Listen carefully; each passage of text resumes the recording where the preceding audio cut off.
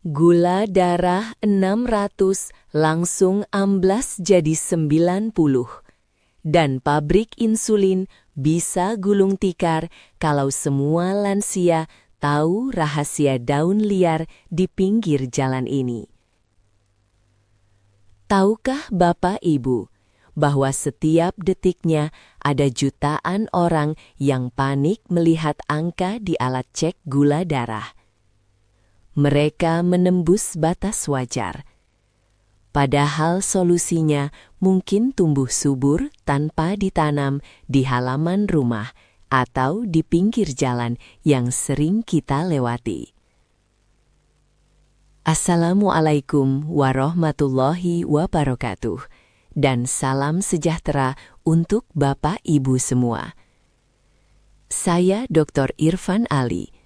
Rasanya bahagia sekali saya bisa kembali menyapa Bapak Ibu hari ini. Mengobrol santai seperti seorang anak yang sedang menemani orang tuanya minum teh di sore hari. Sebelum kita bahas tuntas rahasia luar biasa ini, saya mohon keikhlasan Bapak Ibu untuk menekan tombol subscribe, agar channel Sobat Sehat Penyakit Dalam ini bisa terus menebar manfaat ke lebih banyak orang tua kita di luar sana. Coba Bapak Ibu tulis di kolom komentar berapa angka gula darah tertinggi yang pernah Bapak Ibu alami, dan dari kota mana Bapak Ibu berasal, agar kita bisa saling mendoakan kesembuhan bersama di kolom komentar tersebut. Nah, tanpa bertele-tele lagi, mari kita siapkan cemilan sehat, mungkin kacang rebus hangat atau secangkir air putih. Duduk yang nyaman dan mari kita mulai perbincangan sehat kita hari ini. Bayangkan tubuh Bapak Ibu itu seperti sebuah mobil kesayangan yang sudah dirawat dan dipakai selama puluhan tahun. Gula darah atau glukosa adalah bensinnya.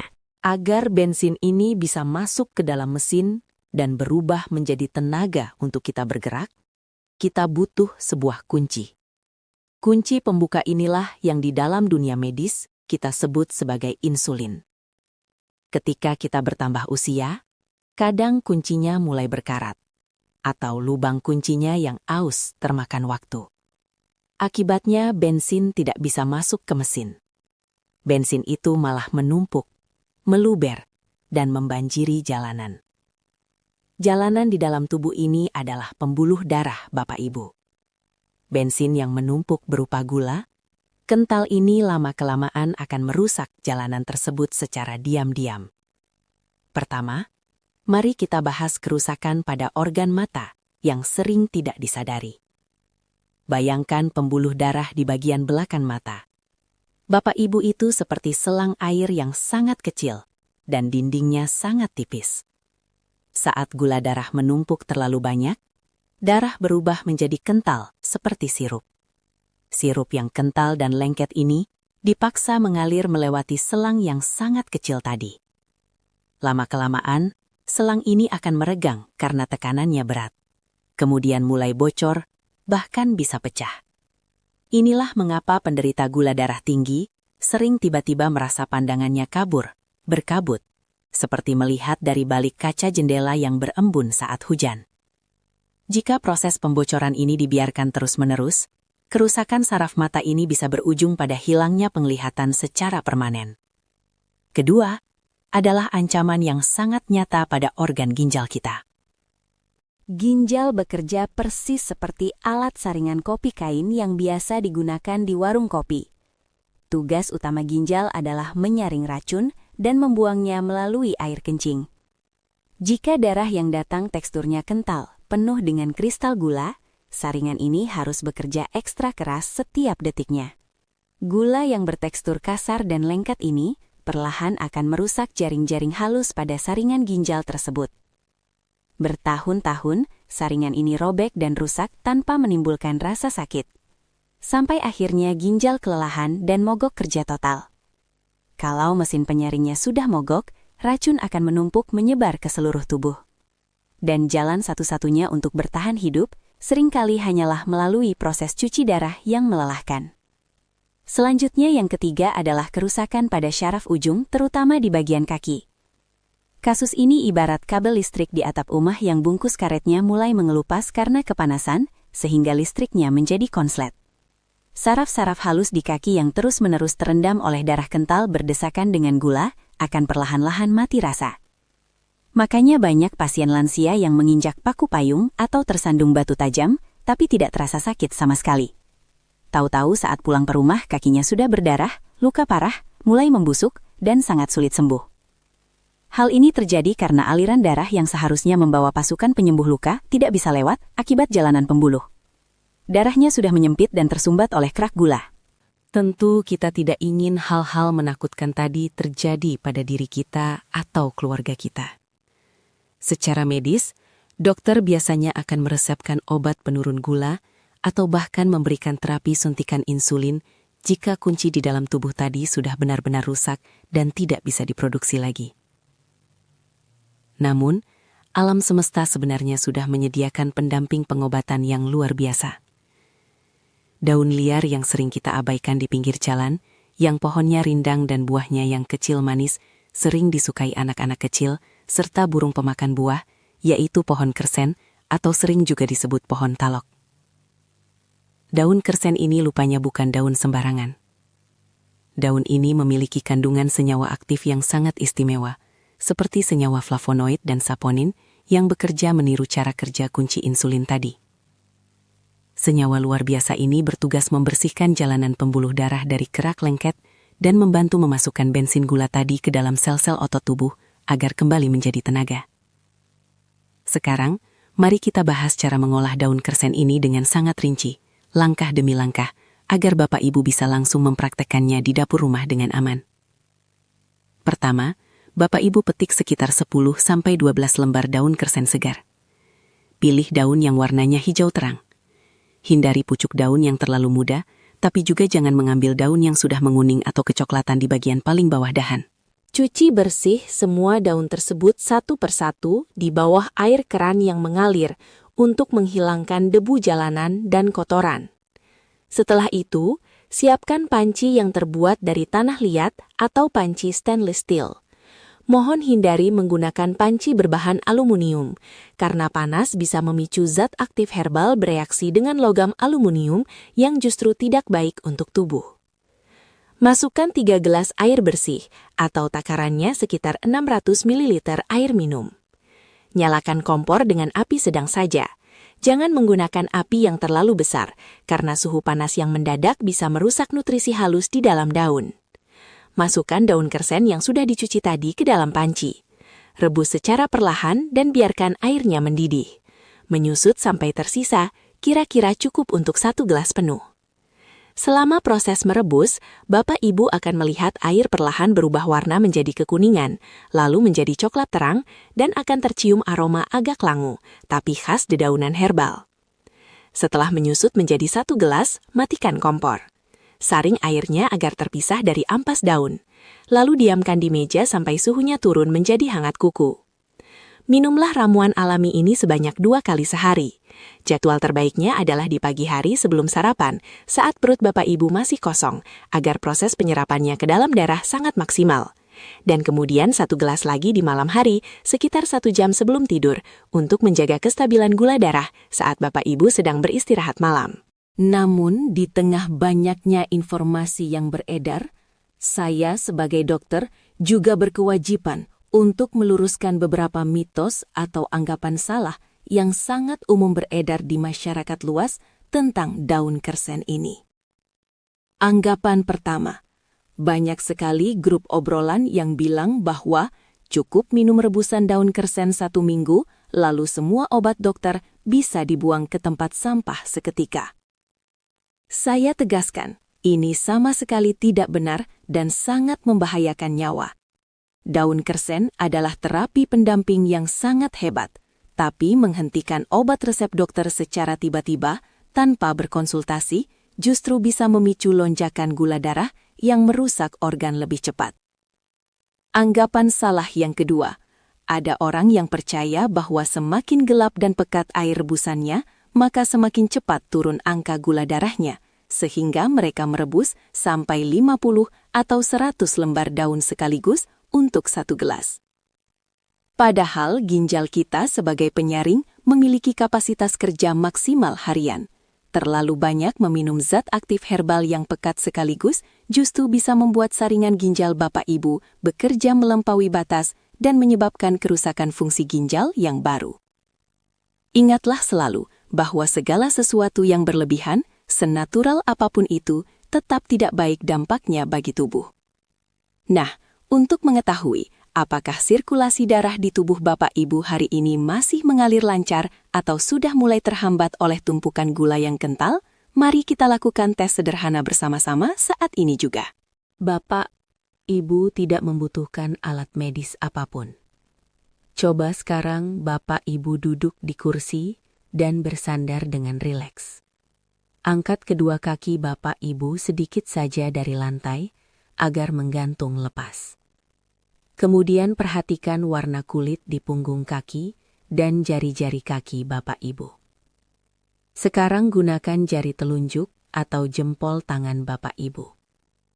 Lalu tekan kuat-kuat ujung jempol kaki Bapak Ibu. Tahan tekanan tersebut selama sekitar 5 detik. Mari kita hitung. 1, 2, 3, 4, 5. Sekarang lepaskan tekanan tangan itu secara tiba-tiba. Perhatikan dengan saksama. Seberapa cepat warna merah atau merah muda kembali mengaliri jempol kaki Bapak Ibu yang tadi ditekan. Jika warnanya langsung memerah kembali dalam waktu yang sangat singkat, kurang dari 2 detik, alhamdulillah. Itu tandanya aliran darah menuju ujung syaraf kaki, Bapak Ibu masih tergolong sangat bagus dan lancar. Tetapi jika jempol Bapak Ibu terlihat tetap pucat memutih, atau warna merahnya kembali sangat lambat, memakan waktu lebih dari 3 detik, lalu disusul dengan telapak kaki yang sering terasa kesemutan tebal, seperti sedang memakai kaos kaki, padahal Bapak Ibu sedang bertelanjang kaki, mohon berhati-hati. Itu adalah alarm peringatan dini dari tubuh Bapak Ibu sendiri, yang menandakan bahwa pembuluh darah di kaki sudah mulai menyempit dan tersumbat oleh gula yang mengental. Berbicara soal keluhan kesemutan tebal dan luka di kaki, saya jadi teringat pada kisah nyata salah satu pasien kesayangan saya. Sebut saja namanya Pak Budi. Usia beliau 65 tahun. Saat pertama kali melangkah masuk ke ruang praktik saya dengan dituntun oleh anaknya. Pak Budi ini aslinya orang yang sangat ceria. Seorang pensiunan guru matematika yang sangat hobi berkebun di halaman belakang rumahnya. Pada awalnya, beliau hanya mengeluh sering sekali merasa haus, walaupun sudah minum banyak. Lalu malam hari tidurnya terganggu karena harus bolak-balik ke kamar mandi untuk buang air kecil. Dan kedua telapak kakinya sering terasa kesemutan ringan. Sayangnya, beliau sangat meremehkan kumpulan gejala ini. Beliau menganggapnya hanya sebagai efek masuk angin, biasa, atau sekadar kecapekan otot sehabis mencangkul tanah di kebun seharian. Suatu sore yang naas, saat beliau sedang bersemangat membersihkan tumpukan rumput liar, tanpa sengaja kaki Pak Budi tertusuk duri tanaman kering yang cukup besar dan tajam. Karena saraf di kakinya sudah mulai mati rasa akibat kadar gula darah yang sudah bertahun-tahun tidak terkontrol, beliau tidak merasakan sakit yang berarti layaknya orang normal tertusuk duri.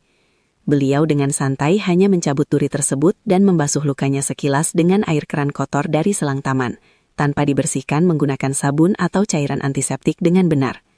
Seminggu kemudian, luka kecil seukuran mata BPN itu bukannya menutup dan mengering.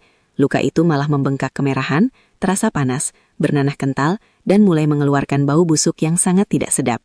Pak Budi akhirnya jatuh demam tinggi hingga menggigil. Ketika dibawa ke ruang gawat darurat rumah sakit, infeksinya ternyata sudah menjalar sangat dalam hingga menggerogoti tulang kakinya. Setelah dilakukan tes darah, barulah ketahuan bahwa angka gula darahnya saat itu menembus angka 650. Mari kita bedah secara mendalam apa sebenarnya kesalahan fatal yang dilakukan oleh Pak Budi sehingga berujung pada bencana tersebut. Kesalahan pertama dan yang paling utama adalah pengabaian total terhadap alarm peringatan tubuhnya sendiri. Rasa haus yang berlebih siang dan malam, serta frekuensi buang air kecil yang tidak wajar berkali-kali di malam hari, sebenarnya adalah cara tubuh menjerit minta tolong. Ginjal sedang bekerja mati-matian, berusaha membuang tumpukan kelebihan gula racun itu melalui produksi urin yang banyak. Kesalahan kedua yang memperparah keadaan adalah menganggap remeh luka sekecil apapun di area kaki. Bagi seseorang yang sudah memiliki riwayat keturunan kencing manis atau merasakan gejala kesemutan tebal, Pak Budi menangis dan menyesal sejadi-jadinya di ranjang rumah sakit saat dokter bedah menyampaikan bahwa beliau harus segera menjalani operasi pembersihan jaringan daging yang membusuk di kakinya. Operasi tersebut tidak hanya memakan biaya yang sangat besar dan menguras tabungan pensiunnya, tetapi juga membutuhkan waktu pemulihan yang berbulan-bulan lamanya di kursi roda. Mungkin Bapak Ibu yang sedang menonton video ini dengan saksama juga pernah merasakan hal yang sama persis. Merasa tubuh baik-baik saja dan sehat-sehat saja. Merasa gejala kesemutan dan sering haus itu hanyalah bagian dari penyakit tua biasa yang lumrah. Padahal, penyakit gula darah yang tinggi dan tidak dijaga itu ibarat koloni rayap yang bersarang di dalam tiang-tiang kayu rumah kita.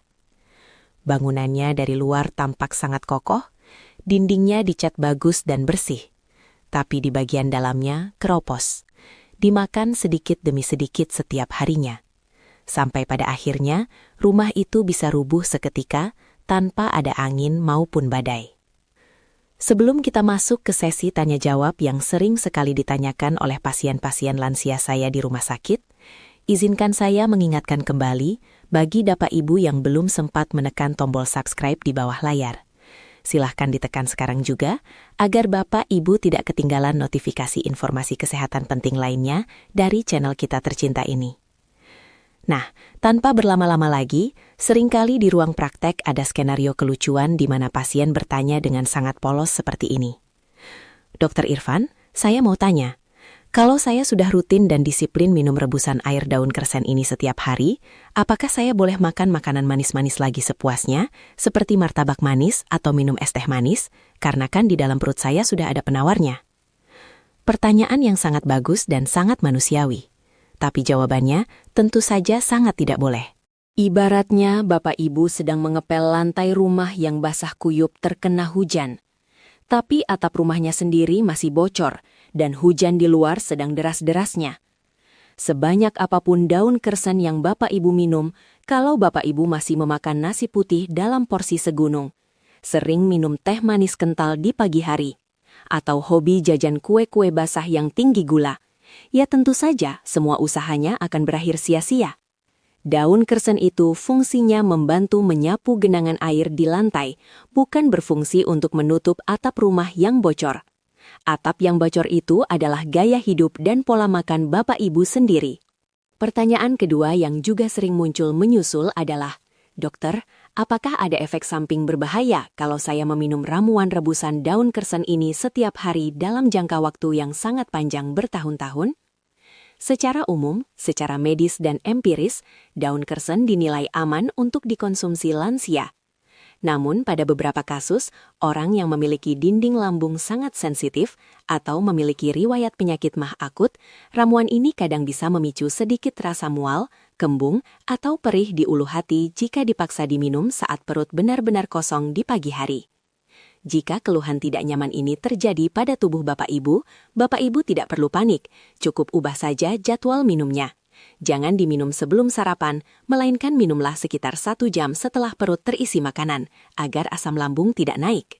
Selanjutnya, pertanyaan ketiga yang tak kalah penting. Dokter, bagaimana kalau saya mau mencampur air rebusan daun kersen ini berbarengan di jam yang sama dengan obat penurun gula dari dokter?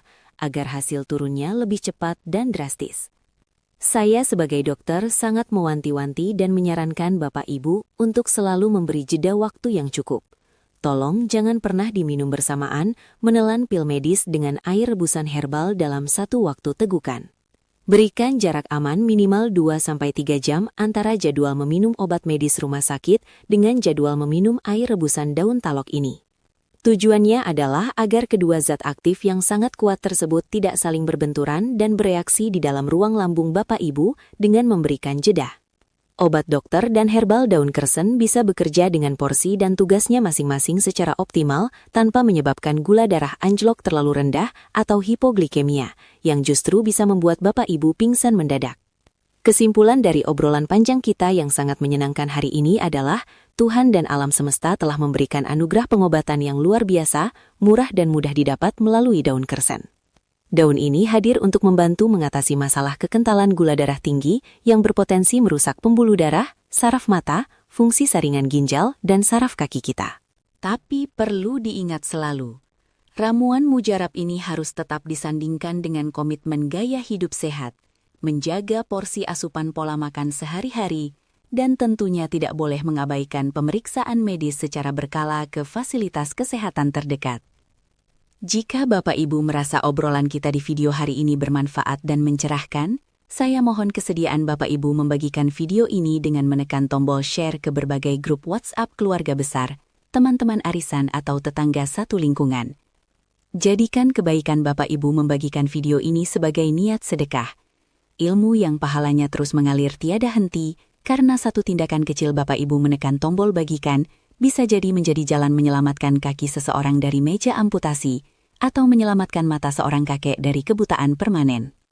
Tanpa berlama-lama lagi, mari kita akhiri perjumpaan kita kali ini. Saya Dr. Irfan Ali mendoakan dengan sangat tulus dari lubuk hati yang paling dalam, semoga Bapak Ibu semua beserta keluarga di rumah selalu diberikan nikmat panjang umur yang barokah, kesehatan raga yang prima, dijauhkan dari segala macam penyakit berat yang menyiksa, dan senantiasa dikelilingi oleh anak cucu serta keluarga yang amat menyayangi Bapak Ibu. Tetaplah semangat menjalani hari, tetaplah tersenyum bersyukur, dan jangan pernah lupa untuk bahagia. Wassalamualaikum warahmatullahi wabarakatuh.